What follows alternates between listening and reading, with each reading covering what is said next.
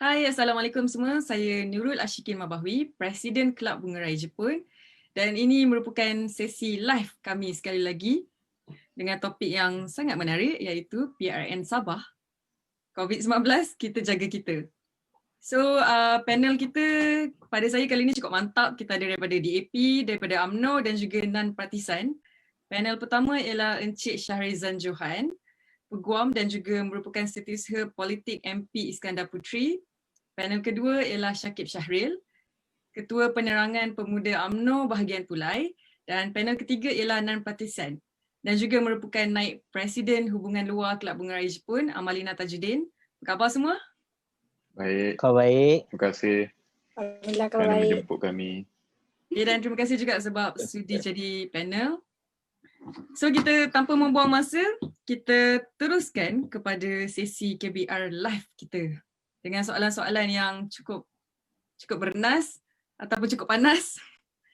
So sekarang PRN Sabah bermula apabila berlakunya political shift yang membuatkan mantan Ketua Menteri Sabah yang dahulu terpaksa meyakinkan Yang di-Pertua Sabah untuk membubarkan DUN.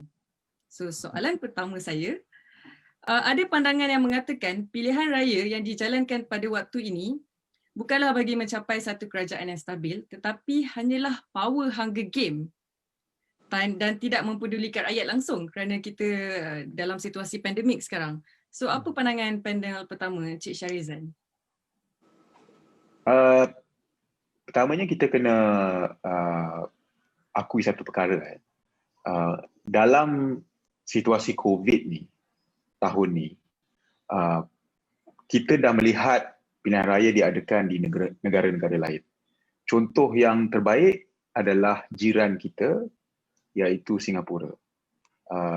Angka COVID mereka jauh lebih tinggi semasa mereka mengadakan pilihan raya mereka. Saya tak ingat beberapa bulan lepas lah. Dan selepas pilihan raya itu pun tidak ada kita lihat satu spike dalam angka COVID di Singapura. Dan juga ada juga negara-negara lain yang juga mengadakan pilihan raya umum. Yang penting adalah untuk memastikan bahawa terdapatnya SOP yang sesuai untuk memastikan bahawa pilihan raya umum itu tidak menjadi satu gelombang baru COVID. Tapi masalahnya apa yang kita lihat adalah di pilihan raya negeri Sabah itu, walaupun ada SOP yang telah dikenakan ataupun diletakkan oleh pihak KKM dan juga SPR, tetapi nampak gaya ramai orang yang berada di sana, yang berkempen di sana, tidak mematuhi SOP. Dan sebab itu kita lihat terdapatnya peningkatan kes COVID-19 selepas berlakunya PRN Sabah. Lebih-lebih lagi apabila ada orang yang berada di Sabah kemudian pulang semula ke Semenanjung, dan kemudian oleh kerana tidak ada SOP untuk kuarantinkan diri sendiri untuk 14 hari, mereka terus masuk ke dalam masyarakat dan juga kes tersebut ataupun virus tersebut mungkin disebarkan lagi. Itu pertama. Jadi untuk kita katakan bahawa tak patut ada apa-apa pilihan raya umum semasa COVID, saya rasa negara lain menunjukkan bahawa boleh. Tetapi masalahnya dekat negara kita ada masalah pelaksanaan atau penguatkuasaan. Dan juga sudah tentu kita ada bercakap tentang perbezaan layanan di antara VIP dan rakyat dan sebagainya. Jadi oleh sebab terdapatnya isu-isu seperti ini di mana ahli politik sendiri, orang yang berkempen sendiri dan juga dua darjat dalam pelaksanaan ni. Sebab itu sekarang ni kalau kita nak kata kita nak adakan satu pilihan raya umum, memang saya rasa ramai orang yang tak mahu melihat pilihan raya umum sekarang. Oleh kerana apa yang dah berlaku dekat Sabah. Oleh kerana kita memang walaupun ada SOP, tetapi nampaknya ahli-ahli politik sendiri tidak mengikut SOP tersebut dan tidak ada penguatkuasaan ketat ke atas SOP tersebut. Jadi sebab itu orang kata sekarang ni kalau kita nak ada pilihan raya umum ataupun pilihan raya mana-mana negeri, memang lebih baik kita jangan adakan lah, melainkan betul-betul situasi yang terdesak memerlukannya. Okey, terima kasih Syarizan. Sekarang saya nak tanya kepada panel kedua, Syakib. So pada pandangan Syakib, sebenarnya adakah apa yang berlaku ni adalah power hunger game antara ahli politik sebenarnya? Mereka tak peduli pun kepada rakyat. Yang penting election berjalan, pertukaran kuasa berlaku. So adakah Syakib setuju yang ini sebenarnya hanyalah power hunger game? Bukan untuk capai satu kerajaan yang stabil pun? Alright, first thing first, saya ucap terima kasih kerana menjemput saya.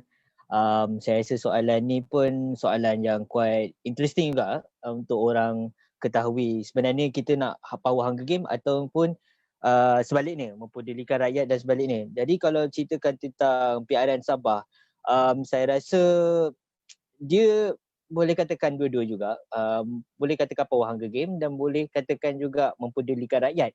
So kalau menceritakan tentang mempedulikan rakyat, menceritakan tentang kegusaran rakyat, salah satu mekanisme untuk menyuarakan kegusaran rakyat dan mempedulikan rakyat adalah menerusi election itu sendiri.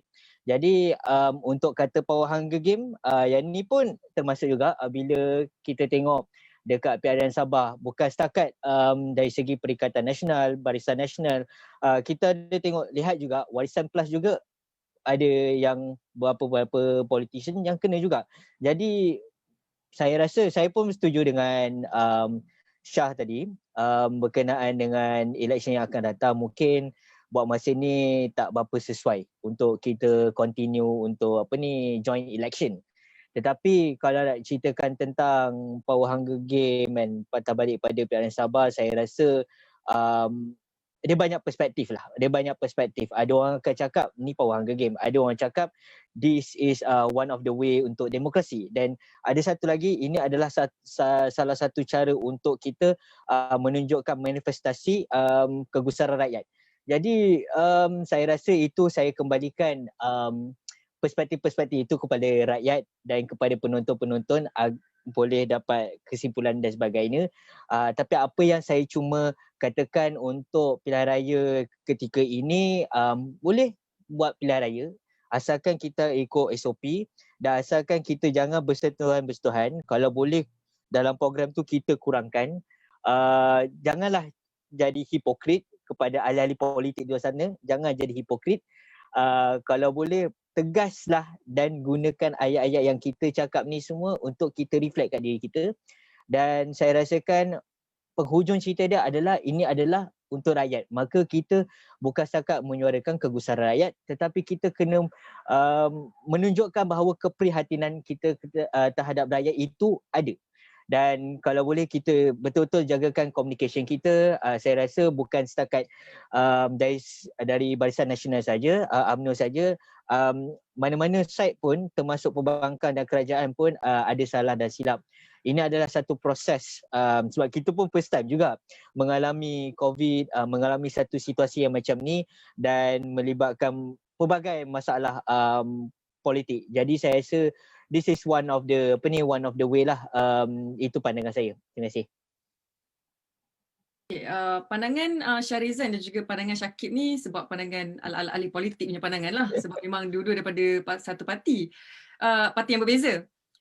Macam mana pula dengan Amalina? Sebab Amalina bukanlah ahli mana-mana parti dan juga bukan non-partisan lah. Dan memang rakyat biasa, non-politician. So adakah sebagai rakyat, Amalina rasa yang ini sebenarnya adalah perebutan kuasa, power hunger game. Tak kisahlah rakyat mati ke, sakit ke.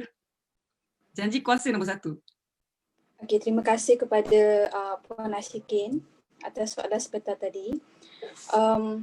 Setakat ni saya belum lagi terlibat dengan mana-mana ahli parti politik, tapi sebagai rakyat saya berpegang, saya percaya yang andai kata tidak berlakunya lompatan parti di Sabah, jadi pilihan raya ini tidak akan berlakulah.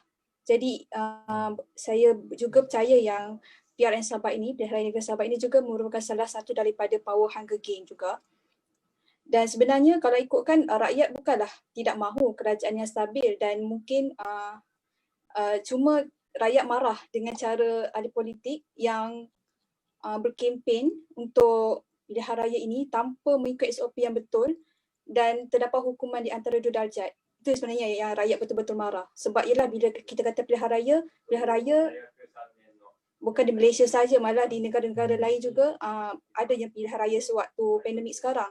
Cuma kalau anda kata ikut SOP yang betul-betul, insya-Allah lah sepatutnya tidak akan ada peningkatan kes yang mendadak lah selepas PRN Sabah. Okey, Amalina lagi sekali. So sebenarnya Amalina setuju atau tidak ada pilihan raya sewaktu pandemik ini masih berjalan? Okey, sorry. Saya tidak setuju. Tak setuju. So kepada Syah dahulu, lepas tu Syakib pula. Setuju tak sebenarnya ada pilihan raya sewaktu pandemik?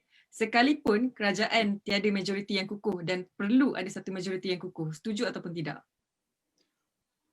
Saya nak jawab soalan ni sebab saya seorang yang demokrat lah. Maksudnya saya memang suka mendukung demokrasi dan saya percaya pada amalan demokrasi. Jadi untuk saya tolak terus kata untuk adakan pilihan raya apabila perlunya ada pilihan raya, saya tak boleh. Tetapi saya juga faham macam saya katakan tadi, oleh kerana kita ada masalah untuk ikut SOP dan oleh kerana masalah itu menyebabkan masalah yang lebih besar iaitu penularan COVID-19. Jadi saya percaya bahawa pada masa ini selepas melihat apa yang berlaku di Sabah, pilihan raya bukanlah satu perkara yang yang diingini oleh saya rasa semua pihak di Malaysia. Semua pihak di Malaysia tu tidak termasuk parti politik kan sebenarnya? Tidak termasuk ahli politik kan? Saya rasa kalau tanya banyak parti politik, saya rasa mereka memang tak nak pun pilihan raya sekarang sebab melihat apa yang berlaku. Jadi kalau betul benda tu perlu jadi, ialah kita tak boleh buat kata apa-apalah. Tetapi macam saya cakap tadi, kalau tanya secara individual mana-mana ahli parti politik ke apa, memang dia tak nak pilihan raya pada masa ni. Sebab kita dah melihat apa yang berlaku di PRN Sabah dan kekhawatiran bahawa apa yang berlaku di PRN Sabah itu menjadi satu benda yang menyebabkan gelombang keempat ke kalau kita ada pilihan raya umum sekarang adalah satu kekhawatiran yang real. Dan sebab itu saya rasa kalau betul-betul ditanya, mereka memang tak naklah pilihan raya umum pada masa ini. Saya cuma nak tambah lagi satu benda tentang kestabilan politik ni sebenarnya. Saya rasa lepas pilihan raya umum 14 sebenarnya, there's no such thing as kestabilan politik kat Malaysia ni. Sebab kita dah melihat satu perubahan dan kita dah sampai satu tahap di mana gabungan dan kerjasama politik itu akan berubah dari masa ke semasa.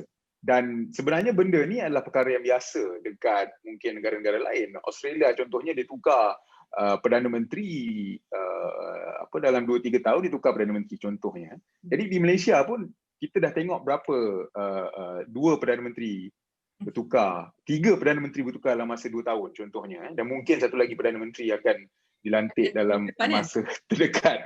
Jadi benda ni kita new normal jugalah. Jadi kestabilan politik tu adalah satu perkara yang selepas ni kita kena lihat dalam lensa yang berbeza.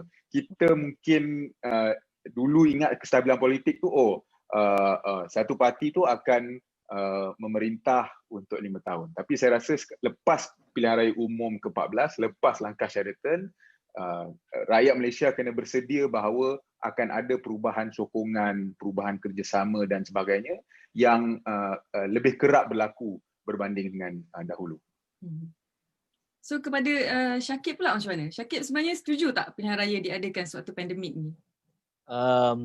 Saya kalau ikutkan saya mendukung dasar-dasar demokrasi. Jadi pilihan raya itu harus dilakukan berdasarkan dan bersandarkan perlembagaan persekutuan, di mana selepasnya terjadinya peletakan jawatan dan sebagainya ataupun ada MP yang meninggal dunia harus dijalankan dalam masa ataupun selepas 60 hari. Itu maybe boleh tanya Syah lawyer. Jadi saya bukan lawyer.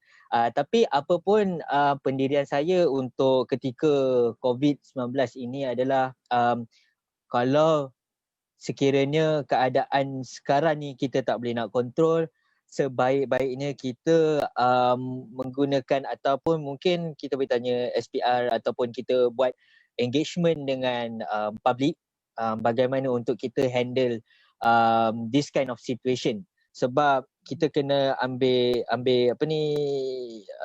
pendekatan juga bahawa ada some politician yang degil, ada some politician yang tak degil tapi kena juga. Macam Syarif Hamdan pun sendiri dia tak ada apa touch or whatsoever, setahu saya, tapi dia terkena. Jadi kalau boleh kita ada kena rundingan, tapi kalau untuk balik pada soalan tu, saya setuju untuk adakan pilihan raya tetapi dengan adanya cara pendekatan yang lebih selamat, yang lebih holistik, tak ada melibatkan ramai-ramai orang. Dan sekiranya kalau keadaan itu makin teruk, dan saya rasa mungkin kita boleh tengok klausa-klausa untuk ni lah, pilihan raya itu ditangguhkan buat sementara waktu. Itu saja saya pergi komen. Syarif Hamdan bos Syakib lah kan? Ketua penerangan. So maknanya yang betul-betul tolak sekaligus adalah non-politician lah macam Amalina yang memang betul-betul non-partisan yang memang itu view rakyat lah saya rasa Rakyat yang tinggal kat Japan ni view dia lain sikit. So okay, dan kita tengok selepas apa yang jadi di PRN Sabah ni, ada pula parti ataupun belum lagi parti masih lagi menunggu kelulusan buat gerakan POS. So adakah gerakan POS ni yang dikatakan rakyat dahulu, politik kemudian? Ataupun sebenarnya sama je, hanyalah menunggang COVID-19 ini untuk mendapat political mileage? So apa pandangan Syarizan? Saya tak nak second guess kenapa diorang buat POS. Sebab saya tengok dekat media sosial pun banyak yang kata ada sinister intention dan sebagainya. Saya rasa itu perkara yang kedua lah, sama ada betul. Saya sendiri tak percaya. Tapi pada saya, POS ni jika dilihat, kalau kita tengok dalam konteks, semua benda kita harus lihat dalam konteks. Nothing happens in a vacuum. Dan konteks POS ni adalah pada satu masa di mana begitu ramai rakyat yang merasa marah dengan pihak kerajaan kerana apa yang mereka lihat sebagai kegagalan untuk mengurus COVID-19 gelombang ketiga ni dengan baik. Kita dah lihat contohnya hashtag Menteri KPT sila letak jawatan, isu MySejahtera tak boleh detect premis mana yang ada, isu tentang antara dua darjat dan sebagainya. Jadi yang semua ni mewujudkan ataupun akhirnya menjadikan trending hashtag Muhyiddin out, yang saya nampak saudara Syakib pun sambut juga masa tu. Nampak tapi ini bukan hanya daripada parti politik. Dan tentu parti politik macam saya pun bakar jugalah, tapi yang pentingnya ianya datang daripada rakyat. Ramai rakyat yang dekat Twitter, sekurang-kurangnya dekat Twitter lah, dan kita tak boleh kata Twitter ni mewakili seluruh Malaysia, tetapi it does represent a certain segment of society, iaitu anak muda yang selalu guna Twitter dan sebagainya, dan dia trending. Jadi bila masa benda ni trending, tiba-tiba ada pula orang kata POS, dan desakan pertama dalam POS Malaysia tu adalah supaya ada tempoh berdamai di antara parti-parti politik. Kalau dalam situasi yang lain, saya rasa orang boleh bersetuju. Tetapi bila kita lihat ada persepsi kegagalan ke atas terhadap kegagalan kerajaan dalam mengurus COVID tu, dan kemudian rakyat marah dan kemudian kata perlu ada tempoh berdamai, maknanya pihak pembangkang contohnya dan juga pihak yang dalam kerajaan, contohnya UMNO sendiri, kita kata kat mereka, oh jangan serang kerajaan sekarang sebab kita perlu ada tempoh berdamai. Maknanya tak ada pihak yang akan menjadi semak dan imbang kepada pihak kerajaan dan call out the government untuk kegagalan mereka yang masih berlaku. Yang baru-baru ni kita lihat apa yang berlaku di Kelang contohnya. Pengumuman dibuat tetapi tidak diperincikan adakah mukim atau daerah dan sebagainya. Dan ramai orang yang keliru. dan sebagainya. Jadi kalau ada tempoh berdamai, maknanya pihak pembangkang dan juga pihak parti politik lain macam UMNO yang dalam kerajaan tak boleh memastikan bahawa kerajaan ini dikritik pada ketika itu, sebab kita dah ada contohnya macam satu gencatan senjata, tak boleh ada kritikan. Jadi balik kepada demokrasi, dalam satu demokrasi, kalau ada perkara ini berlaku, maknanya kerajaan tidak akan boleh terus untuk bertindak dengan apa yang mereka lakukan sekarang, dan tidak ada pihak yang mempersoalkan mereka, dan saya rasa ini tidak bagus untuk demokrasi. Jadi persepsinya adalah apabila serangan terhadap kerajaan tiba-tiba mahu dihentikan ataupun di-pause sebentar. Jadi, dan kita juga dah lihat oleh sebab adanya pause itu, Muhyiddin out, hashtag Muhyiddin out tu berhenti untuk trending, tidak lagi trending untuk itu sebab semua orang bercakap tentang pause. Jadi dan bila benda ini berlaku, maknanya tekanan ke atas kerajaan juga berkurangan, dan apa yang kita nak kerajaan buat, contohnya kita nak kerajaan laksanakan hukuman ataupun sekurang-kurangnya mendakwa Menteri Khairuddin contohnya, the pressure is lessened sebab orang dah tak cakap tentang Muhyiddin out, orang dah bercakap tentang pos Malaysia. Jadi pada saya dalam konteks yang ada sekarang, saya memang tidak boleh bersetuju dengan pos Malaysia. Okey, sebelum kita ke Syakib, saya nak tahu daripada Amalina. So daripada pandangan Amalina sebagai rakyat biasa, Amalina rasa macam mana? Adakah Amalina rasa bila tim Sadiq mengeluarkan movement POS ni, adakah Amalina rasa macam mereka lebih fikirkan rakyat daripada kuasa politik? So maknanya dia dahulukan rakyat dahululah. So pandangan Amalina sebagai rakyat macam mana? Okey, pada pandangan saya, gerakan POS ini cuma macam bila saya pertama kalilah dengar mengenai gerakan POS ni, saya macam terfikir jugalah, kenapa baru sekarang? Sebab kalau ikutkan waktu pandemik ni, kan kita ada pertukaran kerajaan. Apabila berlakunya langkah syaratan tu, kenapa bukan sewaktu langkah syaratan tu adanya gerakan POS ni? Sebab waktu tu pun waktu pandemik. Jadi kenapa mesti selepas RN Sabah baru nak ada gerakan yang macam ni yang untuk mendesak kerajaan? Macam itulah yang apa yang saya fikir. Time tu muda baru nak bincang-bincang kot, mungkinlah. So kepada pandangan Syahril pula macam mana? Pandangan saya, bila kita ceritakan tentang gerakan POS, semestinya kita kena melihat dulu situasi keadaan ketika ini, sentimen rakyat, kegusaran rakyat, dan situasi politik, permainan politik yang dimainkan di setiap level. Jadi kalau kita kan ceritakan tentang gerakan POS ni, sebenarnya saya memang setuju dengan Syahrizan. Walaupun UMNO Barisan Nasional dalam kerajaan Perikatan Nasional, kita hanya menyokong sahaja kerajaan pada hari ini. Tinggal bila berkenaan dengan menyokong, tidak semestinya kita tidak ada, kita jadi stamp duty kepada kerajaan. That's not how democracy works. Jadi apabila peranan yang dibawa oleh UMNO pada hari ini adalah kita juga menjadi check and balance dalam kerajaan. Jadi saya rasa kalau ada yang ikut dalam Twitter saya ada message. Saya ada message dengan saya menyuruh dengan Presiden UMNO sendiri bahawa kita adakan satu perbincangan antara mesyuarat tertinggi MKT sendiri untuk membincangkan perlunya kita atau tidak untuk keluar daripada kerajaan. Keluar daripada kerajaan tidak semestinya untuk kena macam memflopkan apa yang kita ada selama ni, tetapi untuk menunjukkan bahawa kita serius bahawa kerajaan ini tidak adanya kerajaan ini flop. Itu satu. Kerajaan ini miscommunication banyak dan kerajaan ini tidak mendengar suara-suara rakyat.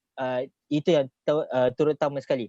Jadi apabila berkenaan dengan Kelang dan sebagainya, saya rasa kalau nak kata bahasa kasarnya, tolonglah create WhatsApp kan, message sesama sendiri. Sebab apa? Sebab kalau kita cerita tentang masalah rakyat kan, kita tengok kat Kelang sendiri.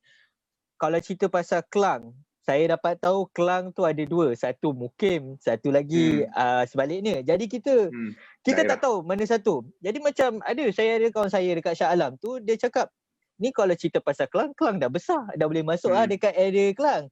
Kalau cerita pasal mungkin tak masuk. Jadi orang keliru. Bila keliru, dia akan create panic. Bila create panic, okay, dari segi stock memang akan flop. That's one. Second, bila panic, orang akan start bersentuhan dan sebagainya. Itu dari segi kalau kita tengok kat area pasar dan sebagainya. Itu satu. Satu lagi, bila congestion kereta, itu mendatangkan satu lagi masalah. Itu masalah alam sekitar, nanti saya akan sentuhkan. Kita fokus kat COVID. Tapi sebaliknya, bila cerita tentang kerajaan dan sebagainya, kita kena make sure that communication is always there and is clear for the people. Bila cerita pasal pause ni, kita tak patutnya pause. There's no such thing as pause. Benda yang bila kenapa ada wujudnya kerajaan dan pembangkang dan ada ni backbenchers untuk government, is because untuk make sure that the democracy is there, make sure kerajaan ni buat benda yang betul. Kita kena tegur kerajaan, bukan kerajaan boleh buat sesuka hati. Dan backbencher ni bukannya jadi stamp duty. Pada hari ini ahli-ahli UMNO, ada pemimpin-pemimpin UMNO yang menceritakan bahawa kerajaan ini adalah flop. Kerajaan ini telah menyusahkan rakyat dan seharusnya orang-orang di dalam kerajaan pada hari ini kena lihat balik pada sentimen rakyat, kegusaran rakyat dan pemimpin-pemimpin UMNO dan sebagainya untuk kita ketahui bagaimana kita nak selesaikan masalah. Jadi dalam Twitter saya ada mention juga, ni mungkin nampak idealistik. Saya tak sure dari segi side Shah dan side parti-parti yang lain. Mungkin kita akan go, kalau let's say kita tak boleh nak move forward, semua masing-masing ada ego, why not we go for unity government?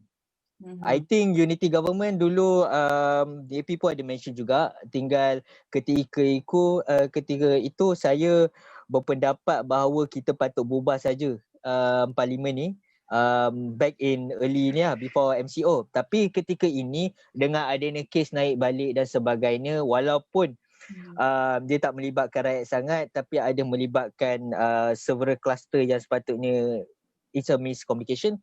Tapi saya merasakan bahawa we need a unity government, we need a side yang daripada opposition untuk bersama dengan government. Some of the expertise from the opposition is there untuk offer kerajaan untuk kita binakan satu proses yang lebih better.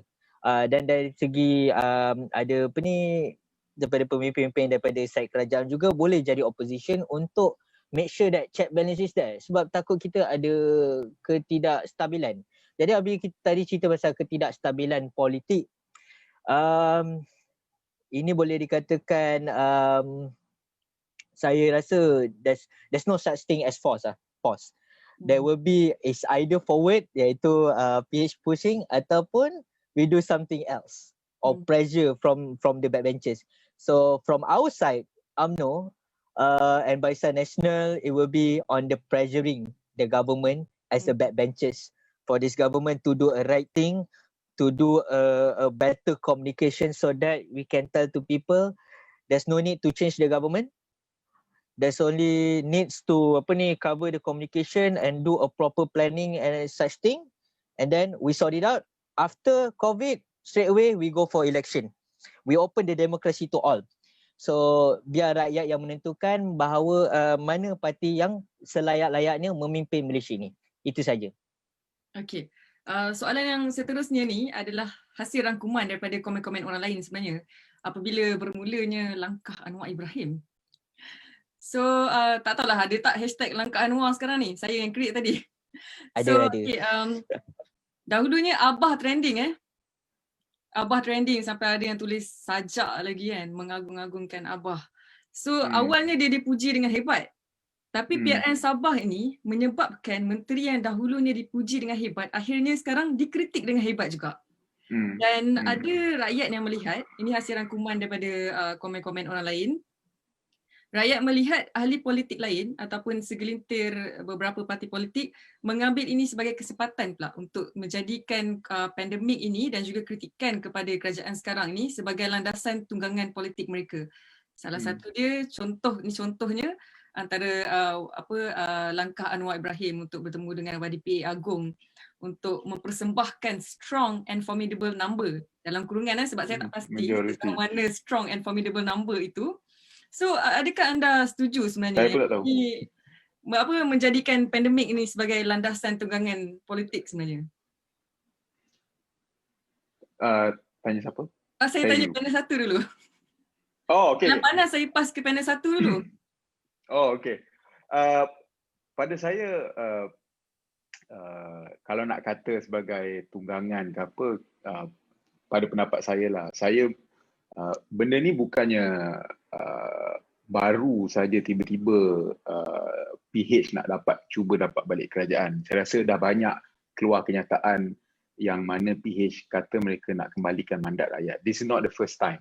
Cuma this is the first time yang mana Datuk Seri Anwar benar-benar mengatakan bahawa dia ada strong formidable majority yang dicakap tu lah.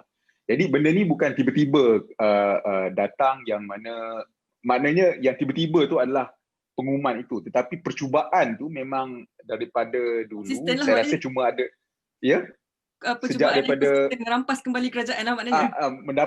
Mendapat kembali, mengembalikan mandat rakyat lah. Sebab pada saya, macam saya cakap sebelum ni, lepas PRU ke-14 tu, mandat yang diberikan adalah untuk Pakatan Harapan menjadi kerajaan. Itu mandat yang diberikan oleh bukanlah majoriti tetapi sebahagian besar rakyat. Sebab kalau tengok popular vote pun kami dapat 48. So tak ada parti yang dapat majoriti lah.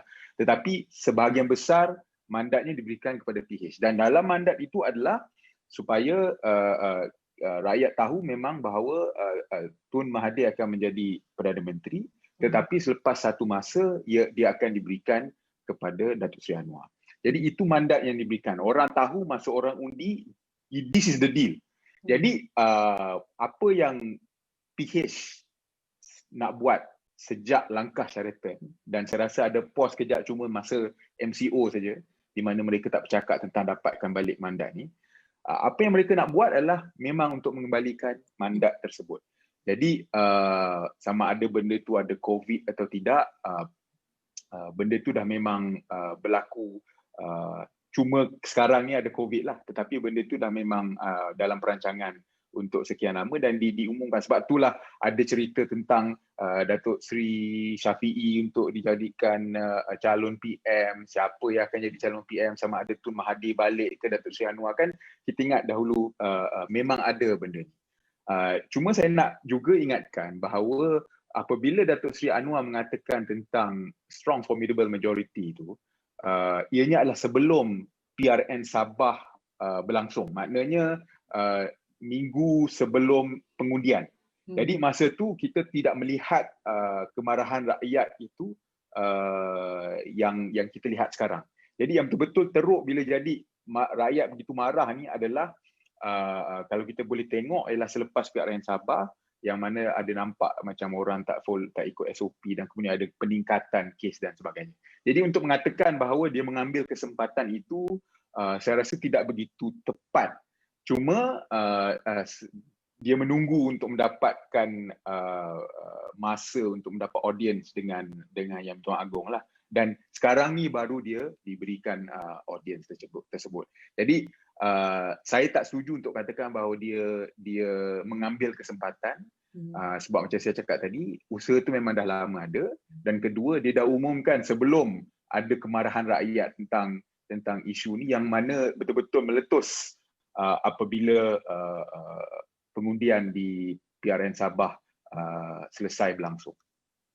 So Syakib pula, pandangan Syakib macam mana? Okay, pertama sekali kita kena akui bahawa there's no such thing as formidable number. In this kind of era, bila ni dah adanya kerajaan Pakatan Harapan sebelum ni kan mengambil alih tanpa kepimpinan kerajaan ketika PRU 14, ini menampakkan bahawa there's no such thing as formidable. Kita pun dah tukar berapa banyak kerajaan sekalipun, kita dah boleh tengok formidable number tu, there's no such thing as formidable number.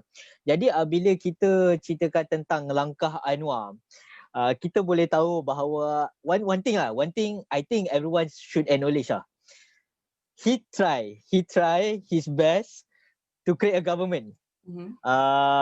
Dia bekerja keras untuk buat macam tu, but one thing for sure, timing dia selalu tak kena. Timing dia selalu tak Out kena. ke macam Kau mana? nak Timing buat je selalu timing out tak ke kena. Apa dia? Timing selalu out ke macam mana? Timing selalu out. Okay. Bila nak buat tu timing out. Nak buat tu je timing out. So kalau cerita tadi pasal mandat rakyat dan sebagainya, saya merasakan mungkin daripada perspektif Syah, kalau PH ni mandat rakyat kena kekalkan dan tak ada boleh ni tukar kerajaan dan sebagainya. Tapi daripada pandangan saya sendiri, bila kita melihatkan perlembagaan persekutuan yang untuk mendirikan sesebuah kerajaan memerlukan nombor, tak kisah dia tak letak dalam spesifik dalam perlembagaan persekutuan iaitu parti politik, tapi hanya letakkan nombor majoriti untuk dipersembahkan dan diperkenankan oleh Yang di-Pertuan Agong. Itu saja. Tapi kalau untuk ceritakan tentang Anwar, saya rasa mungkin possible untuk adanya tukarnya kerajaan baru. Kita tak boleh nafikan. Kita kena tengoklah 13 bulan ni apa akan terjadi, buat kerajaan baru atau kekal kerajaan sedia ada, ataupun kita bubar dan buat election. Sebab kalau let's say lah, kalau kita tengok dari segi senario yang sebelum ni dan nak buat pertukaran kerajaan sebagainya, kita pun tak berapa nak follow sangat Westminster punya practice. Kita ada melalui our own practice. Kita buat our own lah practice. So kita tengok macam mana. Saya pun tak berani nak cakap, tapi apa yang boleh saya katakan ketika ini, kita boleh menyuarakan ketidakpuashatian dan kegusaran rakyat itu sendiri straight away. Tetapi untuk tukar government tu might be not right now. Maybe not right now. Tapi kalau untuk menyuarakan kegusaran rakyat dan ada cara-cara lain sekalipun, I think that is how it's supposed to be. That is our responsibility. I think me and Syah should have a common agreement when it comes to not per se that UMNO will combine with DAP for sure, but we agree that this government is flawed and this government should be hold accountable, and we as a part of the government and a part of the opposition, we are the one who make sure that there will be accountable, there will be balance check power and balance untuk rakyat. Sebab penghujung cerita, rakyat yang menentukan kita berada di atas ataupun berada di bawah. Jadi untuk ketika itu, itulah menjadi satu matlamat utama kepada mana-mana ahli politik ataupun parti politik sekalipun untuk menyuarakan kegusaran rakyat. Itu saja saya punya jawapan. Okey, kepada Amalina, so sebagai rakyat biasa yang bukan politician yang sedang aktif bergerak dan sebagainya, apa yang sepatutnya rakyat buat waktu ini dalam masa ada pandemik dan juga ada cubaan, tiba-tiba berkemungkinan besar akan ada yang menarik sokongan kepada PM. Dan juga seperti yang diberitahu oleh Syakib dan juga Syah dan Amalina saya cakap, percubaan yang konsisten daripada Anwar Ibrahim juga. So apa yang sepatutnya rakyat lakukan? Pada pendapat saya, rakyat tak boleh duduk diam. Rakyat kena sentiasa bising di social media. Sebab social media kalau kita tengoklah kan. Demonstrasi? Sorry? Perlu demonstrasi tak? Okay, kalau sebelum pandemik mungkin perlulah untuk demo.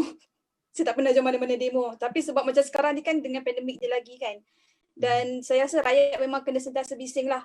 Kena sentiasa tegur kerajaan melalui media sosial. Sebab itu saja cara setakat ni untuk kita tunjuk pada kerajaan yang rakyat sentiasa memerhati apa yang pihak kerajaan, dan bukan pihak kerajaan je lah, dan juga mana-mana ahli politik yang terlibat, yang rakyat sentiasa memerhati dan melihatlah gerak-geri semua orang sekarang ni. Sebab itulah macam bila adanya, kalau dulu kita ada hashtag kita jaga kita, kemudian yang terbaru hashtag rakyat jaga rakyat. Maksudnya macam rakyat marah. Sebab sekarang ni nak harapkan pemimpin pun tak boleh, rakyat yang kena jaga rakyat. Macam bila berlakunya siswa terkandas kan, sebab tiba-tiba ada pengumuman yang cara mengejut kata siswa tak boleh kembali ke universiti. End up rakyat yang kena tolong rakyat yang kena kutip derma untuk tolong rakyat sendiri, tapi menteri hanyalah diam sahaja, hanya sekadar mengeluarkan pengumuman. Jadi maknanya kalau kita bising network pun sebenarnya mereka tak dengar lah kan? Sebab kalau itu saya nak tambah point. Yang ni saya rasa ini bukan setakat parti saya sendiri iaitu UMNO, dan ini juga termasuk parti-parti lain. Tolong jangan jadi denial, kena dengar suara rakyat. Sebab saya sendiri merupakan seorang pelajar juga. Saya pun merasai apa yang mahasiswa di luar sana merasa. Dan saya rasakan bila kita ada bincang ni, ada beberapa bahagian dan ada beberapa pemimpin UMNO mengambil inisiatif yang sama seperti saya untuk buat crowdfund, sumbangan dan sebagainya. Tetapi yang lain seharusnya tidak, jangan jadi denial. You need to agree that this is such a flop statement, such a miscommunication. You need to tell to people that bantuan kena ada sekarang. That's first. Second, you need to know that rakyat tengah marah. Don't be denial. Jangan dengar cakap-cakap yang lain bahawa kerajaan ini tak flop dan orang still ramai suka PM Muhyiddin Yassin tentang perkara ini. Tak. That's not how it's supposed to be. So sepatutnya termasuk UMNO sendiri pun, ada pemimpin UMNO sepatutnya mendengar keluhan-keluhan rakyat. Bolehlah jumpa kat luar sana, warung, jumpalah pakcik semua untuk tahu apa pandangan dia orang terhadap kerajaan ini. Itu satu. Kedua, bila ceritakan tentang UMNO, kita kena ada create inisiatif-inisiatif. Saya rasa saudara Fan Khairuddin pun ada buat inisiatif dan yang lain-lain, tapi saya harapkan lebih cepat berbanding daripada Parti Muda. Sebab Parti Muda pun, saya rasa pun DAP pun sendiri ada buat inisiatif. Masing-masing berlumba Syah, masing-masing berlumba. Ini keluar poster, ini keluar poster. Jadi saya rasa kita kena faham keadaan ketika ini untuk parti politik adalah this is the race for everyone, for parti politik dan politician untuk tunjuk keprihatinan rakyat. Bukannya untuk duduk jadi keyboard warrior cakap ini ada orang bantai KPT, ni kita kena bantai balik KPT. Itu dari segi side kerajaan. Kalau dari segi side pembangkang, ni hashtag KPT letak jawatan. So you need to make sure that first thing first, rakyat first. Then second, it will be politik. Apa gunanya kalau kita buat parti politik sekalipun, tapi kita penghujung cerita dia, kita tak memperjuangkan kegusaran rakyat. Itu masalahnya. Jadi saya rasa this is a knock and this is a wake up call, not just for my party, but for all parties as well in Malaysia. I think that's my short comment. Sorry. Okey, kepada Syah, kalau kita tengok PRN Sabah ini adalah salah satu implikasi sebenarnya yang jadi apabila ada lompat. Maknanya MP yang sebelum ini menyokong Syafiq Apdal akhirnya menarik sokongan dan sebagainya. So pada pandangan sebagai seorang peguam, anda rasa adakah kita perlukan satu akta lompat parti demi keadilan politik tu untuk elakkan perkara macam ni lagi jadi? Saya rasa untuk perkara ni dianya untuk jawab ni sebenarnya bukan straightforward, sebab ada situasi yang mana mungkin orang tu dah tak boleh lagi berada dalam parti tersebut dan dia nak on principle dia nak keluar daripada parti tersebut. Tetapi dalam situasi sekarang, kalau dia nak buat macam tu, dia keluar, contohnya dia tak setuju, dia boleh keluar, dia tak perlu buat apa-apa. Tapi orang kata dia kena letak jawatan sebab dia dipilih atas tiket parti tersebut. Tapi kalaupun ada orang macam tu yang nak letak jawatan, bila dia letak jawatan, dia tak boleh bertanding semula sebab dia akan disqualified untuk 5 tahun. Ini bukan macam apa yang terjadi dahulu di Johor Bahru di mana Tan Sri Shahir dia keluar UMNO, dia tak setuju, dia letak jawatan, kemudian dia bertanding balik sebagai bebas, dia menang. Tak boleh jadi lagi sebab ada pindaan perlembagaan yang mana mengatakan orang yang letak jawatan tak boleh bertanding selama 5 tahun. Sebab tu kita lihat contohnya Datin Sri Wan Azizah dahulu bila dia letak jawatan, saya tak ingat kat mana, dia tak boleh bertanding selama 5 tahun, disqualified. Jadi pada saya dalam situasi itu, dia sebagai seorang ahli politik yang tak setuju lagi dengan parti dia kena diberi kebebasan untuk keluar daripada parti dia. Pada masa yang sama, dia kena diberi kebebasan untuk bertanding semula atas tiket bebas untuk menunjukkan bahawa dia dipilih bukan atas tiket parti dia sendiri sahaja tetapi juga atas dia sebagai seorang calon. Jadi mungkin kita perlu pindaan itu for the start, untuk pindaan untuk pastikan perkara itu tidak berlaku. Dan kemudiannya adalah berkenaan dengan orang yang keluar parti dan untuk tujuan dia lompatlah untuk dia menyokong parti lain dan sebagainya. Itu perbezaan sedikit di situ. Dia keluar parti bukan sebab dia dah tak setuju lagi, tapi dia nak tumbangkan kerajaan. Yang mana kita lihat berlaku di Sabah, di Sheraton, sebelum ni di Perak tahun 2009 dan sebagainya. Dalam situasi itu mungkin kita perlu ada satu mekanisme untuk memastikan bahawa tidak boleh ada kerajaan yang tumbang oleh kerana ada ahli dalam dewan tu yang mengubah sokongan sampai begitu sekali. Ada banyak cara untuk pastikan perkara ini berlaku. Jadi kita boleh lihat dan kita boleh explore pilihan-pilihan yang ada. Ada orang kata kita mungkin ada satu mekanisme recall elections. Maknanya kalau dalam kawasan tu ada cukup orang yang memberi yang membawa satu petition contohnya untuk mengadakan pilihan raya kecil dekat situ sebab orang tu dah lompat parti, mungkin kita boleh buat macam tu juga. Contohnya kalau macam di Gombak contohnya, kalau macam pengundi Gombak marah dengan Datuk Seri Azmi Ali sebab keluar keadilan, mereka boleh buat satu petition yang mana kena ada threshold untuk beberapa juta orang ataupun beberapa ribu orang sokong, mungkin percentage ke apa, dan kemudian ada pilihan raya kecil dan Datuk Seri Azmi dalam situasi itu kena dibenarkan untuk bertanding semula atas tiket dia yang baru.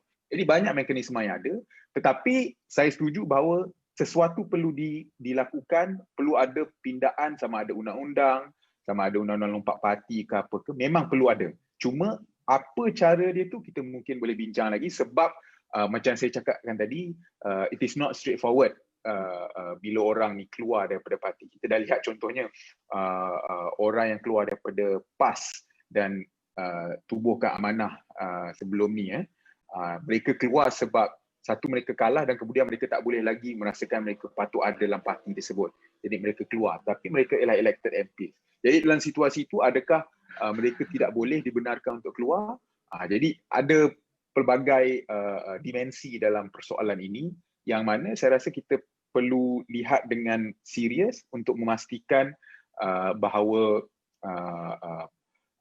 kerajaan mungkin tak boleh tumbang oleh sebab perubahan sokongan, tetapi boleh dibenarkan mana-mana parti on principle, mana-mana ahli Dewan Rakyat yang on principle keluar daripada parti dia dibenarkan untuk berbuat demikian.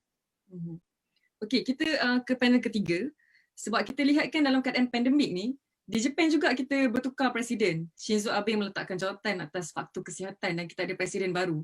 So kepada panel ketiga, Amalina yang menetap di Jepun dan juga merupakan pekerja di Jepun.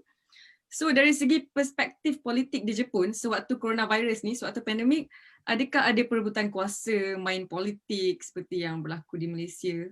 Ataupun memang semua orang fokus kepada pandemik sahaja dan tidak main politik? Okey, terima kasih untuk soalan tadi. Sebenarnya bila kata perebutan kuasa ni kat mana-mana negara pun ada dan tak kisahlah ada pandemik ke tak ada pandemik, memang akan ada. Dan tak terlepas jugalah Jepun kan. Dan sebenarnya sewaktu Perdana Menteri Jepun, mantan Perdana Menteri Jepun iaitu Abe Shinzo mengumumkan yang dia meletak jawatan disebabkan masalah kesihatan, ada beberapa ahli pembangkang di Jepun yang asalnya daripada parti Democratic Party of Japan ataupun singkatannya DPJ, dan ahli pembangkang daripada parti DPJ ni dia berpecah dan kemudian membentuk pakatan baru untuk melantik wakil baru bagi merebut jawatan Perdana Menteri Abe Shinzo tu. Tapi disebabkan pada waktu itu ialah Abe Shinzo dia letak jawatan sebab masalah kesihatan, bukan sebab masalah-masalah yang lain kan. Jadi waktu tu rakyat sangat bersimpatilah dengan dengan pengumuman daripada Abe Shinzo tadi tu. Jadi orang kanan Abe Shinzo iaitu Yoshihide Suga, jadi dia sebagai wakil parti LDP iaitu parti yang dahulunya diketuai oleh Abe Shinzo, berjayalah menangi kerusi dan juga berjaya mendapatkan jawatan sebagai Perdana Menteri Jepun. Okey, ada orang hantar soalan. Soalan ini ditujukan kepada Syakib Syahril dan juga Syahrizan. So saya baca soalan ni sebelum kita ke soalan yang memang soalan saya. So soalan yang diberi ni adalah, kita lihat masih ada kemarahan dari rakyat tentang kelemahan kerajaan PN dalam pengendalian isu PRN Sabah dan COVID-19 baru-baru ini. Jadi apakah iktibar yang UMNO dan DAP boleh perolehi dari pengalaman-pengalaman ini? Adakah wujud pertimbangan semula strategi untuk memenangi hati rakyat atau pertukaran hala tuju parti UMNO dan juga DAP selepas ini? So kita bagi Syakib jawab dulu, selepas tu Syahrizan.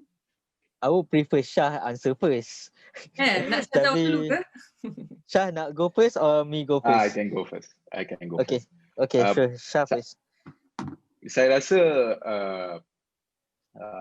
benda yang parti politik kena sedar sekarang adalah orang tengah marah dekat politician dan juga marah dekat kerajaan lah. Jadi ada dua aspek di situ. Part about politician adalah berkenaan dengan tidak menjaga SOP. Itu kita kena sedar.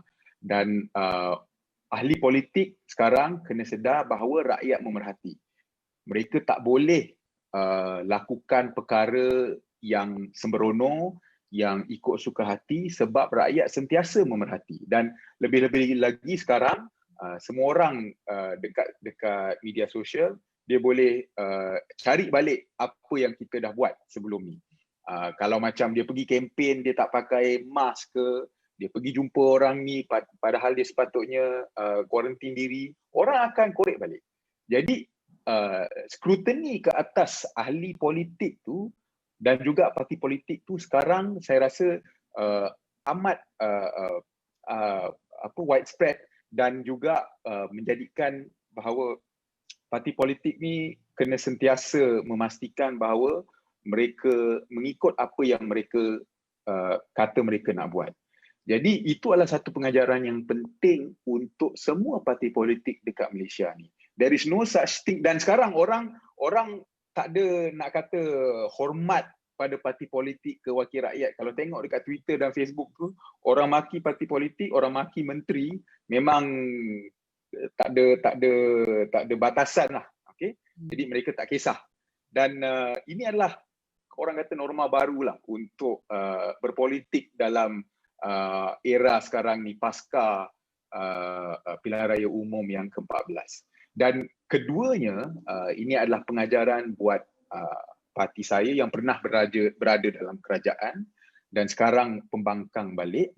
Pengajarannya adalah kita sentiasa kena pastikan bahawa komunikasi kita kepada rakyat itu penting dan jelas. Dulu orang selalu kritik kerajaan PH kata komunikasi kita teruk, dan memang diakui komunikasi kerajaan PH teruk.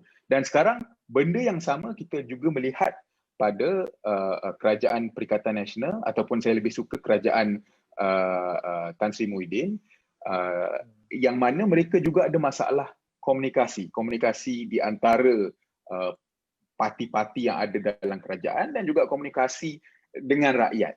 Jadi selepas ini mana-mana kerajaan sekalipun kena pastikan bahawa mereka ada orang di lapangan, maksudnya on the ground, dan juga ada orang yang memerhati ataupun menyemak sentimen pada media sosial. Dan bagaimana apa yang dizahirkan di media sosial tu sekarang ni amat mudah untuk menjadi berita, untuk menjadi isu yang dibincangkan oleh rakyat. Jadi ini adalah pengajaran-pengajaran penting yang parti-parti politik kena ambil iktibar. Kalau mereka tak ambil iktibar, saya rasa rakyat akan tolak mereka dalam pilihan raya yang akan datang. You run the risk of being rejected by the rakyat if you do not take lessons from apa yang telah berlaku pada kerajaan PH dan sekarang kerajaan Tan Sri Muhyiddin.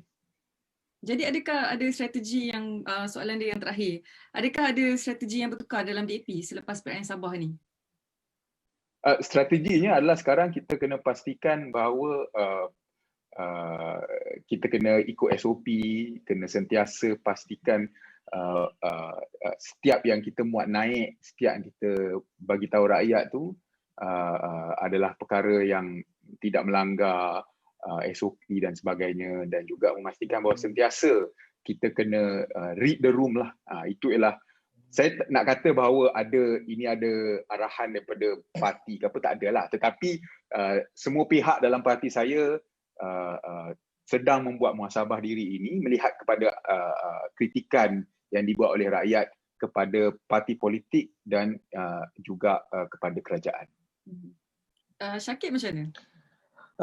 Kalau kita tengok balik pada soalan itu, pertama sekali untuk parti saya sendiri, UMNO dan juga Barisan Nasional, kami akan melakukan satu perubahan taktikal ataupun perubahan strategi when it comes to involve dalam election ni yang akan datang. Pertama sekali kita kena make sure that kita kena faham apa itu sentimen rakyat. Saya juga ada bertweet sikit berkenaan dengan political industry, di mana siapa yang jaga di bawah, siapa yang jaga sentimen rakyat dan jaga siapa yang buat polisi dan sebagainya merupakan salah seorang daripada ahli-ahli political industry. Jadi ini adalah satu cara untuk kita jadikan political industry itu wujud dekat Malaysia. Jadi bila berkenaan dengan isu ni, seelok-eloknya saya mencadangkan kepada pimpinan pusat UMNO Malaysia bahawa kita kena tengok balik strategi kita untuk memenangi hati rakyat bila berkenaan dengan election. Dan satu lagi bila kita melibatkan machinery orang-orang yang akan membantu calon-calon ini, kalau boleh kita hadkan nombornya dan kita buatlah beberapa allocation itu mungkin sebagai polisi daripada parti untuk election yang akan datang.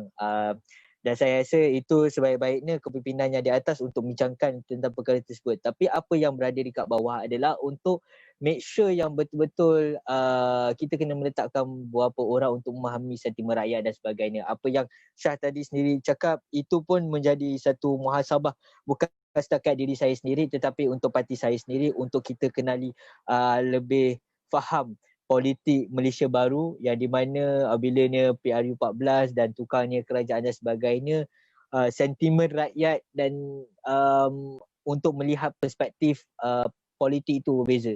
Kita tak nak adanya kewujudan sifat-sifat anarkis untuk menggulingkan kerajaan ataupun bahasa buruknya adalah mempersetankan parti-parti politik ini. Sebab parti-parti politik adalah mendukung ideologi-ideologi. Macam kami mendukung ideologi equity dan Syarizan juga mendukung ideologi equality. Kita tak nak nilai-nilai ini telah dipersetankan oleh rakyat.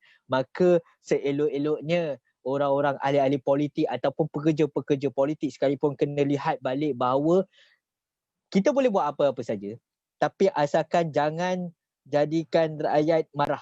Bila rakyat amok, itulah tanda-tanda bahaya, itu tanda-tanda demokrasi mati. Jadi itu saja saya punya jawapan untuk soalan ni. Okey, ini soalan terakhir. Kita akan tanya soalan yang sama kepada ketiga-tiga panel. Kita mulakan dengan panel ketiga. Apa harapan anda untuk Malaysia? Harapan saya ialah supaya kerajaan sekarang, sebab kalau kita tengok kan kerajaan sekarang lah bukan kerajaan yang kita boleh kata sebagai, bukan dipilih oleh rakyat lah, disebabkan oleh langkah syaratan tu. Tapi kalau betul kerajaan sekarang betul-betul ingin mengutamakan rakyat dan kesejahteraan rakyat disebabkan pandemik ini, dan saya harap tidak akan adalah hukuman di antara 2 darjat. Dan sekiranya selepas inilah kalau perlunya ada pilihan raya seperti di Sabah tu, harap ahli politik sendiri yang lebih tahu mengenai SOP, yang sentiasa berkomunikasi secara terus dengan Majlis Keselamatan Negara sendiri pun betul-betul patuhi SOP, sebab pandemik ini bukannya kesan kepada rakyat sahaja ataupun bukan beri kesan kepada pemimpin sahaja, tapi beri kesan kepada semua orang. Itulah semua. Okey, kepada Syarizan, panel 1, apa harapan anda untuk Malaysia? Harapan saya ialah kita melihat Malaysia yang lebih baik lah, dan saya rasa semua Syakir pun dalam UMNO pun mendukung harapan yang sama. Kita boleh berbeza pandangan bagaimana kita nak capai Malaysia yang lebih baik itu, tetapi saya rasa kita semua pun boleh setuju bahawa kita nak melihat Malaysia yang lebih baik, yang mana demokrasi itu subur, yang mana kedaulatan undang-undang itu didukung, yang mana kita kembali semula kepada prinsip-prinsip peruntukan-peruntukan yang ada dalam Perlembagaan Persekutuan dan juga prinsip-prinsip yang ada dalam rukun negara. Saya suka cakap tentang rukun negara sebab pada saya, walaupun dah 50 tahun rukun negara ni dah ada dan walaupun ianya bukan undang-undang, tetapi nilai-nilai yang ada dalam rukun negara itu adalah nilai-nilai yang universal dan masih relevan pada masa sekarang. Jadi contohnya kalau dalam hukum negara kita cakap tentang kedaulatan undang-undang. Bila kita cakap tentang layanan antara dua darjat di antara ahli politik dan rakyat biasa tu, itu dah tak mengikut kedaulatan undang-undang, sebab kedaulatan undang-undang menyatakan bahawa semua orang haruslah sama di sisi undang-undang. Dan jadi ini pada saya penting. Jadi harapan saya adalah kita kembali semula kepada asas-asas negara ni untuk kita jadikan Malaysia ini Malaysia yang lebih baik, dan kita sebagai rakyat Malaysia boleh hidup dengan di Malaysia ni aman, damai, makmur dan dalam kepelbagaian kita yang ada. Okay, sebelum saya ke Syakib, ni soalan saya sendiri nak tambah. Apa pandangan, apa harapan Syah untuk Selasa minggu depan? Harapan saya rasa pada saya sendiri sekarang ni kalau kita nak ambil perumpamaan lah, sekarang ni kalau kita lihat negara ni sebagai satu contohnya satu kereta lah yang mana dipandu oleh Tan Sri Muhyiddin. Saya rasa sekarang ni orang yang memandu kereta, orang yang bagi tahu dia macam mana nak pandu kereta ni sekarang dah gagal. Jadi bila kita ada satu kegagalan macam tu, dan mereka juga nampak macam tak nak dengar pun apa yang orang-orang penumpang-penumpang lain nak cakap ni, saya rasa eloklah kita tukar pemandu tu. InsyaAllah kita ada pemandu yang lebih baik. Jadi itu harapan saya lah. Jadi untuk hari Selasa ni, saya rasa hari Selasa ni tak ada tiba-tiba ada perubahan kerajaan, tetapi ianya akan menjadi satu mungkin katalis kepada perubahan politik mungkin di peringkat persekutuan. Hari yang menarik lah untuk ditunggu. Hari yang menarik, dan beberapa hari ini pun saya rasa adalah hari-hari menarik. Cuma pada masa yang sama kita kena pastikan bahawa walaupun apa distraction dalam politik, kita masih kena pastikan bahawa keutamaan kita adalah untuk membendung COVID dan melawan wabak yang ada. Okey, kepada Syakib, apa harapan Syakib untuk Malaysia? Dan sama juga, apa harapan Syakib untuk Selasa depan? Sebab saya rasa UMNO lagi nervous. Okay, sebelum saya pergi ke harapan, yang tadi ada soalan tentang Anti-Hopping Law Party Act. Saya rasa untuk yang tu saya ada keluarkan satu artikel. Saya banyak keluar artikel sebenarnya. Kat Malaysia Insight ada artikel berkenaan dengan perubahan artikel, dan saya setuju juga kepada apa yang di-mention oleh Prof. Syed Salim Faruqi, bahawa ada artikel 48.6 untuk kena repeal, dan kita kena tengok balik artikel 10C untuk kita repeal. I think Shahrizan akan agree with me on this. We both mendukung ideologi Prof. Syed for that I think boleh orang tengok artikel saya di Malaysia Insight, boleh type Muhammad Syakib bin Syahir Nizam untuk that one. Secondly, untuk harapan Malaysia, saya mengharapkan bahawa demokrasi ini subur, di mana kita adanya bukan setakat Melayu, Cina, India dan sebagainya, Bumiputera, Kadazan Dusun dan sebagainya, untuk kita bersatu demi negara ini, bersatu untuk kemajuan negara ini dan kemajuan dan sebagainya. Jadi apabila kita ada perlembagaan dan dukun negara, patutlah kita untuk melihat balik kembali konteks-konteks yang ditulis oleh bapa-bapa kemerdekaan kita, dan juga bila kita menceritakan tentang antara dua darjat, seelok-eloknya parti politik kena lihat balik nilai-nilai integriti mereka agar tidak adanya pangkat dua darjat. Oleh kerana apa? Bila kita menceritakan tentang merdeka dan sebagainya, apa gunanya kalau kita merdeka tapi tidak ada integriti? Itu bagaikan persetankan kita punya perlembagaan dan juga mempersetankan perjuangan rakyat. Dan apa gunanya kalau kita buat parti politik pada permulaan, kalau pada penghujung cerita kita menunggangkan kemajuan rakyat dan juga menunggangkan atas dasar kemaslahatan rakyat. Jadi apabila kita buat parti politik ini bukan setakat mendukung ideologi tapi memperjuangkan rakyat, maka kita seelok-eloknya kita kembalikan mandat rakyat itu kepada rakyat untuk kita tengok balik, reflect balik kat diri kita ni, apa yang patut kita kena upgrade, because there's no such thing as right thing.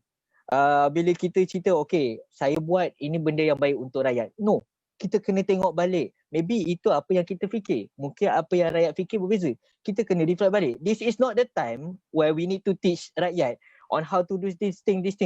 Rakyat dah ada political education, rakyat dah tahu ada literacy dan sebagainya.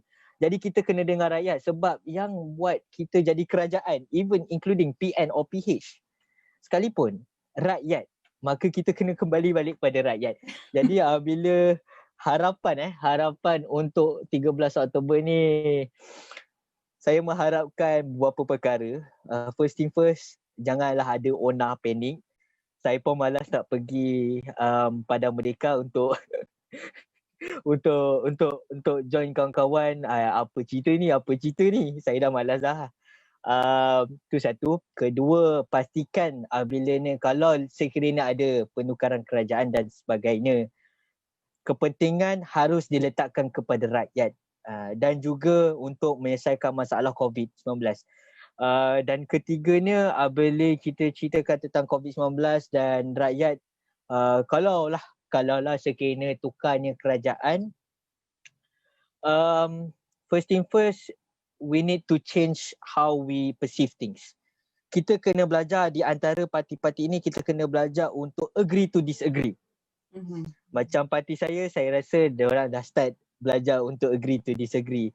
I think same goes with DAP and other party as well. So we need to learn to how agree to disagree. And then we came up with a plan where kita tak dipersetankan oleh rakyat-rakyat. Jadi parti politik ni boleh bertanding pilihan raya. Kalau tidak, saya takut ni sebenarnya kalau parti politik tak boleh bertanding kat dalam pilihan raya. Sebab nanti akan adanya unsur-unsur anarkis untuk mengambil alih negara, dan kat situ kita tak nak adanya demokrasi itu runtuh. Kita tak nak rakyat amuk. Kita nak rakyat percaya bahawa parti politik, mungkin dari segi Shah sendiri, dia ada perjuangan ideologinya sendiri. That's how diorang akan beroperate. Dan daripada dari segi saya pula, kita operate yang lain. Kita nak orang percaya bahawa kita mampu memberikan servis yang terbaik untuk rakyat dan menyuarai kegusaran rakyat apabila ia diperlukan. Itu saja saya punya pandangan. Okay, itu soalan terakhir sebenarnya. Saya ucapkan, kita dah lebih daripada sejam. Dan saya ucapkan terima kasih kepada semua panel, Encik Shahrizan, Encik Shakib dan juga Cik Amalina kerana sudi menyertai forum KBR Live Kelab Bunga Raya Jepun, dan sehingga berjumpa lagi di forum yang akan datang. Terima kasih. Bye-bye. Okay, terima kasih. Terima kasih. Bye. Terima kasih. Assalamualaikum. Arigatou gozaimasu.